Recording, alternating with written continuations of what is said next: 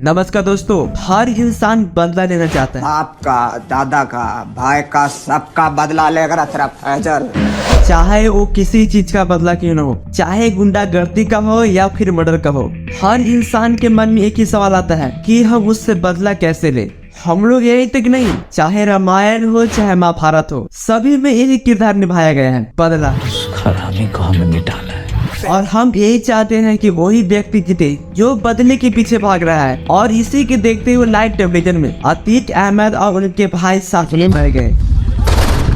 पिछले दिन में जो उत्तर प्रदेश में जो हो रहा है, उसे भारत को दो हिस्से में बांट दिया है। उनको दो बेटे जो गैंग स्टार में रहा करता था। पिछले दिन अतीक अहमद को दोनों बेटे को इनकाउंटर में यूपी पुलिस ने मार दिया और उसके ठीक 3 दिन बाद अतीक अहमद को 3 लोगों ने मिलकर सरेआम लाइव टेलीविजन में मार दिया। तो चलिए समझते हैं अतीक अहमद है कौन और इतनी बड़ी गैंग स्टार कैसे बन गया और यूपी का चुनाव भी कैसे ये जीत गया। तो आइए हम लोग समझते हैं इसे विस्तार से। अतीक अहमद की हत्या पर देश में उठ रही आवाजों को अब विदेशों से भी समर्थन मिलने लगा है। क्या मैं इस सदन का सदस्य हूँ या नहीं हूँ? पूरी प्लानिंग को जो है वो अंजाम दिया जाता है।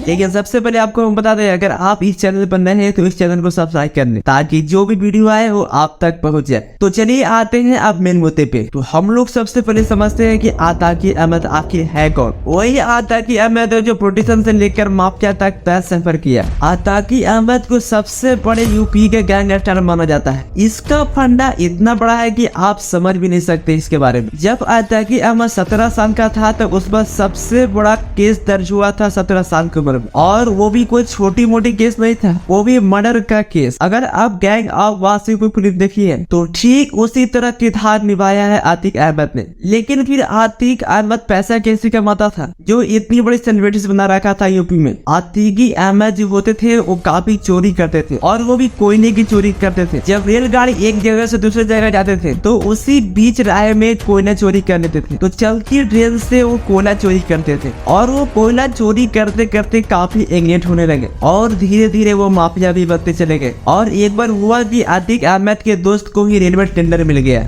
और उसी रेलवे टेंडर में अतीक अहमद को कोयला चोरी करने का और फायदा मिल गया। और फायदा मिलने के साथ साथ और क्रिएट होने लगे। एक बार हुआ यूं कि इलाहाबाद में यानी प्रयागराज में चांद बाबा के नाम से एक गैंग स्टार रहा करता था और पुलिस भी उसके खिलाफ एक्शन लेने से डरता था। लेकिन यहाँ पर पुलिस ने भी एक दिमाग लगाया कि एक गैंग स्टार को हम बढ़ावा देते हैं और एक गैंग स्टार को लूज करते हैं ताकि एक दूसरे में लड़ जाए और फिर एक दूसरे को आपस में लड़कर खत्म हो जाए। लेकिन ऐसा नहीं हुआ। लेकिन हुआ ये कि चांद बाबा के साथ मिलकर ये बहुत बड़ा गैंग स्टार और बन गया। लेकिन अतीक अहमद से पहले गैंग स्टार चांद बाबा हुआ करता था। अतीक अहमद काफी गरीब थे। अतीक अहमद को पढ़ने में काफी मन नहीं लगता था। पढ़ने के मन के नहीं लगने को चोरी के रास्ते पकड़ ली और कोयले की चोरी करते करते वो काफी लोगों को सेलेक्ट कर ली और सेलेक्ट करके वो काफी अपना गैंग बनाना स्टार्ट कर दिया। फिर चांद बाबा गैंग स्टार के साथ वो जुड़ गया और जुड़ने के बाद वो बम बनाना, पिस्तौल बनाना, पिस्तौल कैसे सप्लाई करनी है सब जानने का वो तरीका जानने लगा। और जानते के बाद वो सीखने भी लगा कि बम कैसे बनाते हैं, पिस्तौल की सप्लाई कैसे करते हैं। और सीखने के बाद वो चांद बाबा से लड़कर वो अलग हो गया और अलग होने के बाद वो अपना एक गैंग स्टार तैयार कर दिया और गैंग स्टार बनने के बाद वो अपना दांव चलाना स्टार्ट कर दिया और वहाँ का सबसे बड़ा माफिया बन गया। और सबसे बड़ा माफिया बनने के बाद वो चांद बाबा का मर्डर करवा दिया।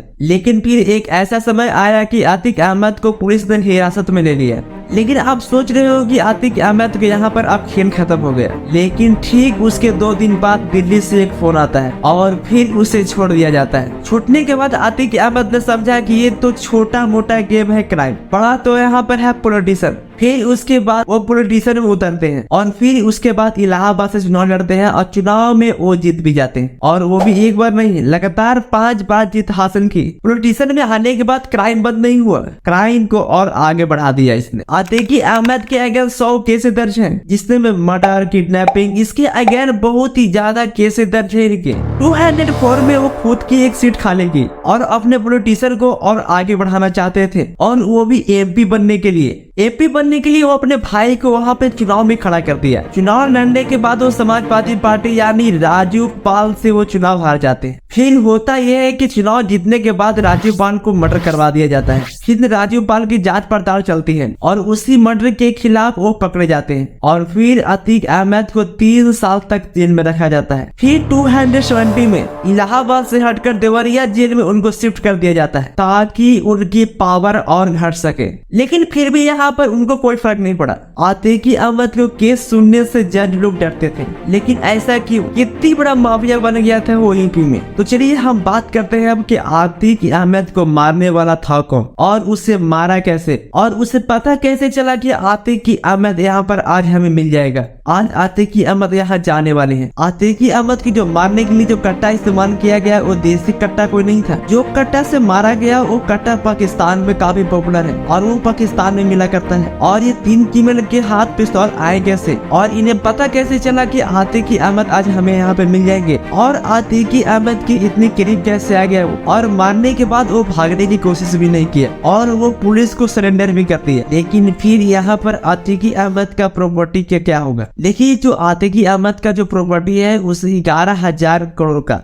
उसे काफी लीगल से सीज कर दिया गया है और उनके घर पर बुलडोजर चलवा दिया गया है। लेकिन हम लोगों को इससे क्या शिक्षा मिलती है? क्या हम लोगों को ऐसा नेता चुनना चाहिए जो वो काफी क्राइम किया हो, जो इंसान काफी मर्डर किया है? लेकिन फिर ऐसा देश में अगर ऐसा नेता बन जाए तो देश का क्या हाल होगा? फिर ये देश कैसे चलेगी? लेकिन हम लोग ऐसा नेता चुनेंगे तो हम लोगों को काफी दिक्कत का सामना करने पड़ सकता है। क्या हम लोगों को अतीक अहमद की तरह नेता चाहिए कि पॉलिटिशियन के साथ साथ वो काफी मर्डर कर सके? नहीं, ऐसा नेता को कभी नहीं चुनना चाहिए। हम लोग एक अच्छी जिम्मेदारी बना ली है तो हम लोग को एक अच्छा नेता को चुनना चाहिए ताकि हमारे देश में और अतीक अहमद तरह के कोई पैदा न हो सके, क्योंकि हमारे देश को काफी आगे बढ़ाना है और अतीक अहमद की तरह ऐसे लोगों को खत्म कर देना है। और ये सब आप तक पहुंचाने में हमें बहुत बड़ा फर्क पड़ता है। तो इस वीडियो को आप काफी दोस्तों के साथ शेयर कीजिए। अगर आप शेयर करते हैं तो हमें काफी फर्क पड़ता है। लेकिन हाँ, यहाँ पर एक जरूरी बात है, अगर आप इस चैनल पर नए हैं तो इस चैनल को सब्सक्राइब कर लीजिए और ऐसी आगे वीडियो देखने के लिए, ताकि जो भी वीडियो बनाए वो आप तक पहुँच सके। मिलते हैं अब अगली वीडियो में।